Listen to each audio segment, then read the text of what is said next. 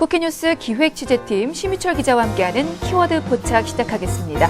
자, 스튜디오에 심 기자 나와 있습니다. 안녕하세요. 안녕하세요. 키워드 포착의 심희철 기자입니다. 네, 오늘의 키워드는 무엇인가요? 네, 오늘 제가 제시할 키워드는 철원 총기 사고입니다. 지난 9월 26일이었습니다. 부대원 20여 명이 이들과 함께 진지공사를 마치고 부대로 복귀하던 중에 이모 상병이 머리에 총탄을 맞아서 바로 병원으로 이송됐지만 몇 시간 만에 숨지는 사고가 발생했습니다.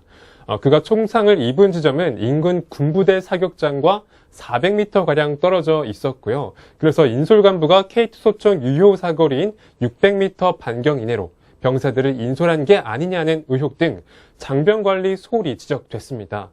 또 국방부는 사건 발생 하루 만에 사망사고 원인이 도비탄, 즉 총에서 발사된 탄환이 장애물에 부딪혀서 원래 경로를 벗어난 탄으로 발표를 했습니다. 네. 군 당국에서 이제 사고 조사 초반에는 사고 원인을 도비탄으로 지목을 했는데 사실 여론은 이걸 인정하지 않았습니다. 그리고 실제로 많은 예비군들과 시민들의 문제점을 지적을 했잖아요. 네, 그렇습니다. 사격장 오발탄이 400m 밖에서 걸어가고 있는 사람의 머리를 맞춘다는 게 말이 되냐? 그로 인해서 직사가 가능하냐며 추가적인 조사를 요구하는 글들이 올라왔습니다. 철저한 진상조사를 바라는 청원도 이어졌고요. 결국 대통령의 지시로 국방부는 특별 재조사를 하기 시작했습니다. 결국 사인은 도비탄이 아닌 유탄, 즉 조준한 곳에 맞지 않고 빗나간 탄환으로 또 다시 새롭게 밝혀졌습니다.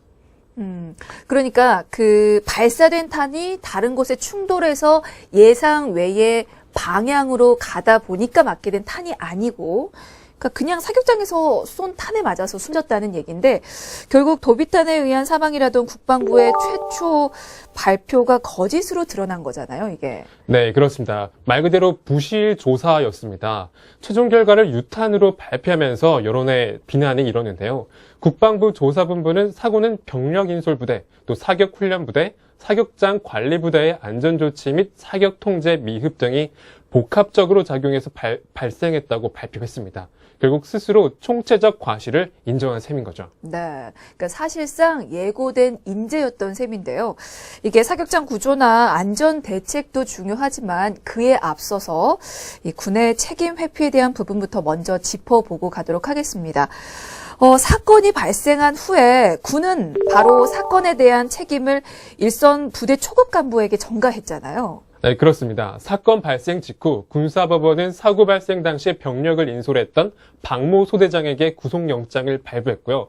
적부심사가 열렸고 군사법원은 구속사유가 인정된다면서 박 소대장을 구속했습니다. 반면에 인근 사격장에서 훈련 통제에 실패해 총기 사고를 유발한 사격훈련 통제관 최모 중대장과 또 병력 인솔에 참여했던 김모 부소대장의 업무상 과실치사 혐의에 대해서는 구속영장을 기각했습니다. 네, 그러니까 사격장에 있었던 책임자는 구속영장이 기각이 됐고, 그리고 당시 병력을 인솔했던 소대장에게 일단 모든 책임이 돌아간 건데요. 우리 기획 취재팀이 최초 구속된 박 소대장의 아버지를 직접 만났다고요. 네, 어떻게 된 일인지 자세히 듣고 싶어서 저희는 구속됐던 박 소대장의 아버지를 만났습니다. 직접 만난 박 소대장의 아버지는 억울함을 굉장히 호소를 했는데요. 그래 국방부의 조사 결과가 아들이 하는 이야기와 서로 다르다고 주장을 했습니다. 네, 그러니까 어떤 부분이 구체적으로 다르다는 말입니까? 국방부 조사본부는 인솔 책임자들은 철원군 동성읍 금악산 아래 전술도로에서 사격 총성을 들었지만 이동을 중지하거나 오해하지 않았다고 밝혔습니다. 이후 여러 언론에서도 총성이 들렸는데도 박 소대장이 강행해서 전술도로로 이동한 것처럼 보도했고요. 하지만 그건 사실이 아니라고 박 소대장 아버지는 주장했습니다. 진지부대 공사를 마치고 전술도로까지 이동하는 중에는 총성이 있었지만 전술도로 초입에서 경계병을 만나기 전에는 분명히 총성이 멈췄다고 주장했습니다. 네, 그러니까 총성이 들렸음에도 불구하고 이 강행했다는 내용이 발표가 되면서 당시 인솔 담당자였던 박 소대장에게 모든 책임이 전가가 된 건데요. 근데 박 소대장의 주장은 또 다릅니다. 그러니까 이동할 때는 총성이 분명히 들렸지만 이게 전술도로에 들어서면서는 총성이 멈췄다는 그런 얘기인 거잖아요. 네, 맞습니다. 박 소대장이 전술도로 초입 경계병 2명에게 거수 경례를 하고 또 후임 경계병 2명과 인사하고 지나갈 때까지 총성은 들르지 않았다고 주장을 했습니다. 또 대열 맨 마지막에 서 있던 부소대장이 250여 미터를 걸어가고 난 뒤에 총소리가 났고 엎드려라고 외쳤지만 이상병은 총탈에 맞고 쓰러진 뒤였습니다. 그리고 박 소대장은 뛰어나가서 사격을 중지하라고 소리쳤다고 말을 했고요. 네, 그러니까 국방부의 조사 결과와 또 언론에서 보도된 내용, 그리고 박 소대장의 주장이 좀 다른데요. 사실 사고 발생 후에 이 박 소대장의 그 책임과 태도를 지적하는 기사가 많이 쏟아졌었습니다. 이어폰을 꽂고 음악을 크게 듣느라 총성을 못 들었다, 혹은 제대로 살피지 않은 채 인솔을 했다, 뭐 이런 말들이 많았는데 그게 모두 사실이 아니라는 얘기인 거잖아요. 네, 맞습니다. 부대원들의 사기 진작을 위해서 블루투스 스피커로 음악을 들으면서 간 건 맞습니다. 하지만 이어폰을 사용하지는 않았습니다. 또 음악을 틀어놓았다고 해서 총소리를 못 듣는다는 것은 말도 안 되는 주장이고요. 또 만약 총소리가 계속해서 들렸다면 현장 경계병이 막았을 텐데 총소리가 들리지 않았기 때문에 그도 사격이 끝난 것으로 판단해서 그들의 통행을 막지 않았다는 거죠. 네. 일단은 박 소대장 입장에서 한번 얘기를 들어봤고요. 근데 이제 일단은 사고 이후에 유일하게 구속된 게 박 소대장이잖아요. 네, 맞습니다. 현재는 보석으로 풀려난 상태인데요. 증거 인멸과 도주 우려로 구속 사유가 인정이 됐었습니다. 또 바로 구속이 결정됐고요.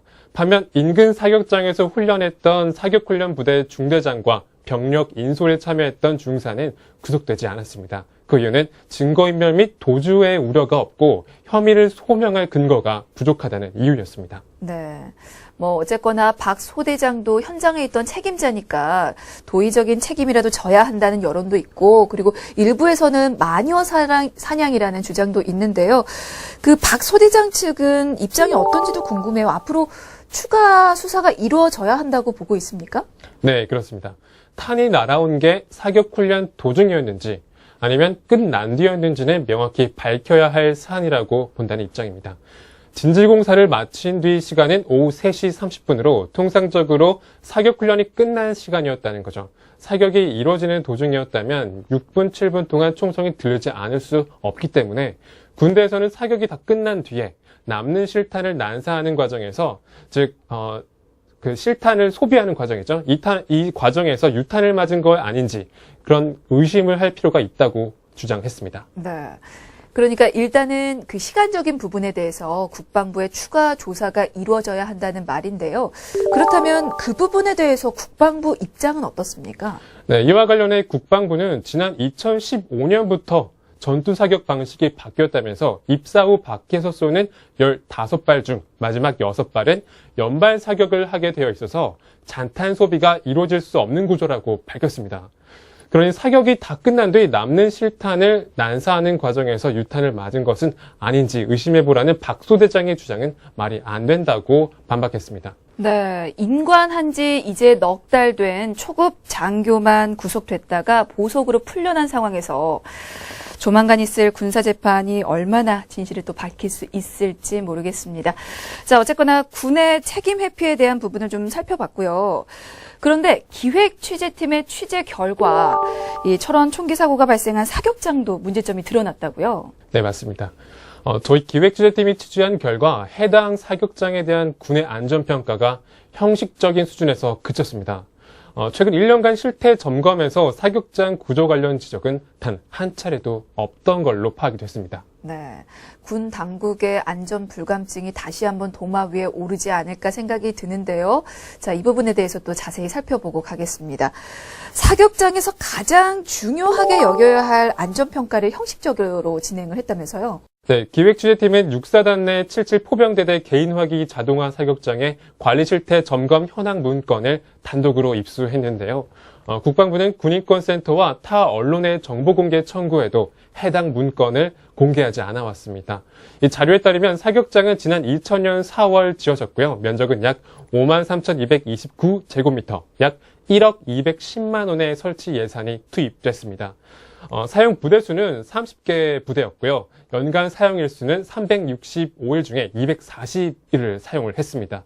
또 사격장 관리 부대인 77 포병대대 6사단, 그리고 3군 사령부는 사격장 정기 및 수시 안전 점검을 꾸준히 실시했다고 말을 했습니다. 네.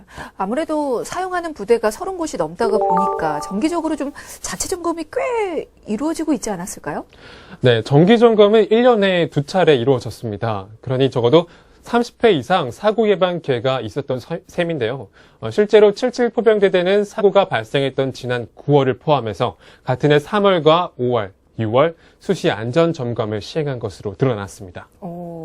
수시로 안전 점검을 진행하긴 했군요. 어떤 부분들을 점검했습니까? 네, 그 내용을 살펴보면요. 주로 노후 표지판 교체, 또 통제탑과 계단 보수, 도색, 먼지 제거 등 시설물 보강 정비였습니다. 사실 안전과 관련된 점검이 제대로 이루어졌다고는 볼 수 없는 거죠. 네, 그러면 사격장의 실질 관리 책임자인 육사단은요? 사단에서 아무래도 점검 관리를 하다가 문제가 생기면 또 바꾸고 하지 않습니까? 네, 맞습니다. 이 육사단의 문제 지적 또한 지엽적인 수준에 머물렀는데요. 육사단은 지난 3월 사격장 정기 점검에서 사선 및 교보제 창고 정면 배수로 정비와 또 보강이 필요하다는 결정을 내렸습니다. 토사 유실, 집안 침하, 붕괴 우려 등 기타 위험 요소는 없다고 봤는데요.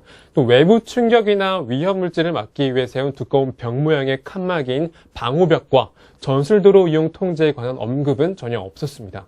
네, 사격장 내 시설은 보강과 또 정비가 필요하다는 결정이 났지만은 그 누구도 이 안전에 대해서는 언급하지도 또 관심을 갖지도 않았는데요.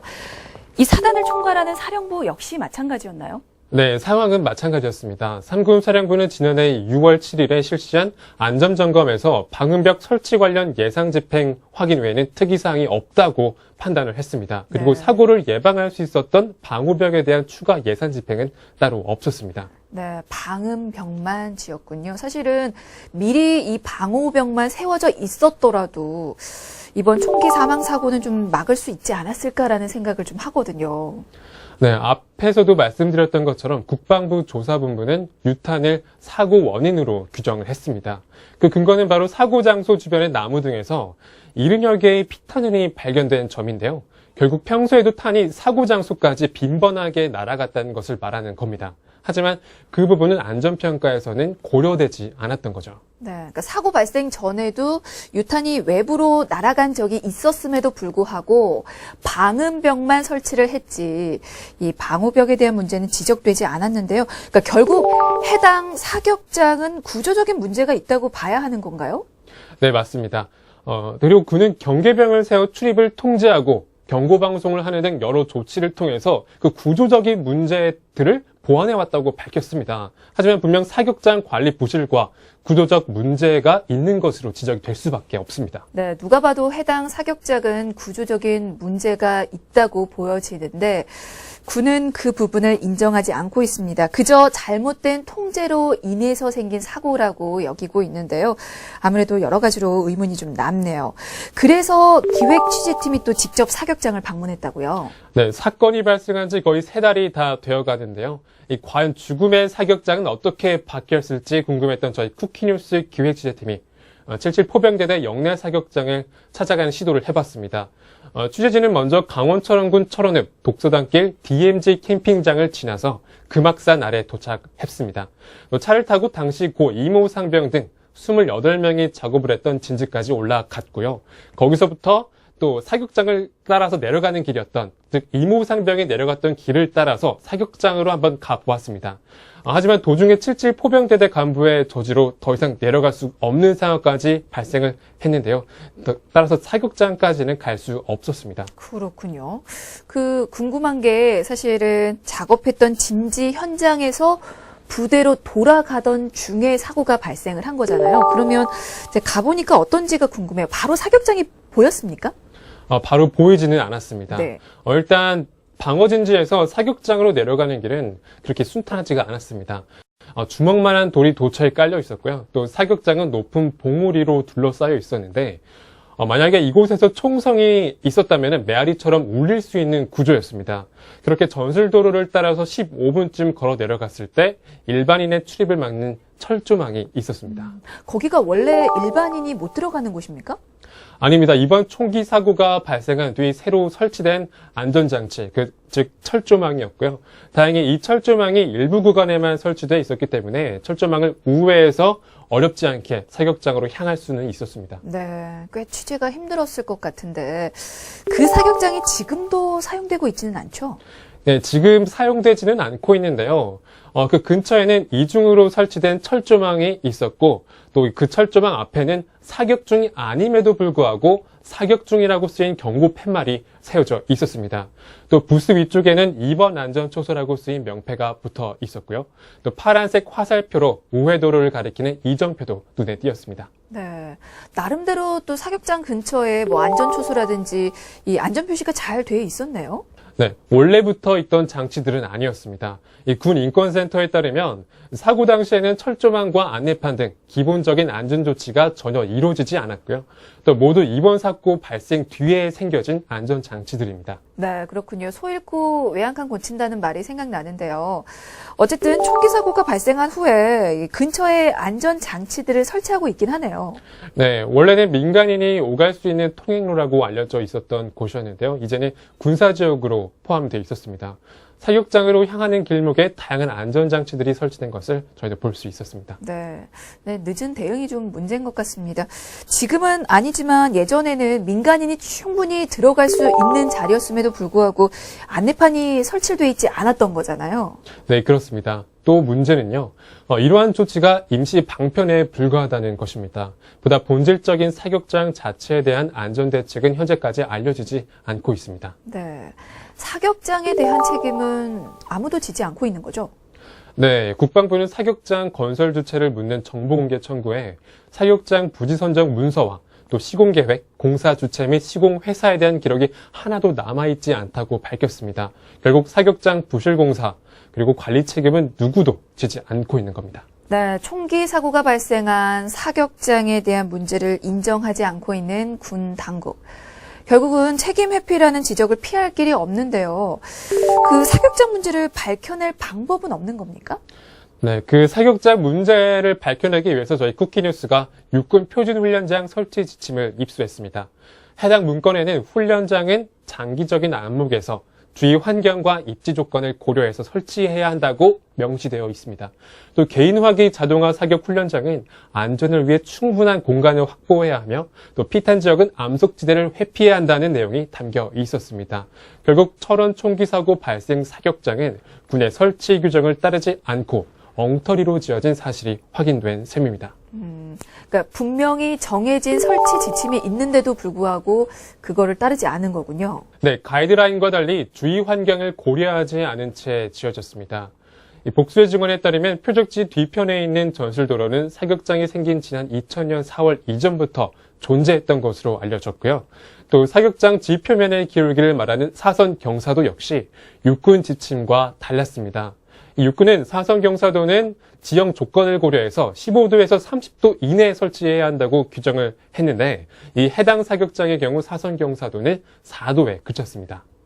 그러니까 사격장의 사선 경사도가 이번 총기 사고 발생과 연관이 있는 거군요.